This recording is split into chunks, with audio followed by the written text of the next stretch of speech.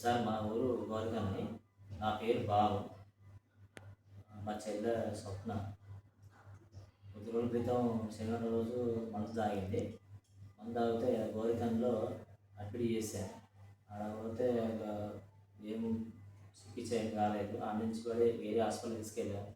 ఆడ కూడా ఏం కాలేదు.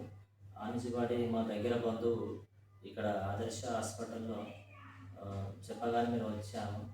వస్తే ఇక్కడ వచ్చేసి కార్తీక్ సారు, సందీప్ సారు ఇక్కడ హాస్పిటల్లో స్టాఫే కానీ అంత చికిత్స బాగా ఉంది.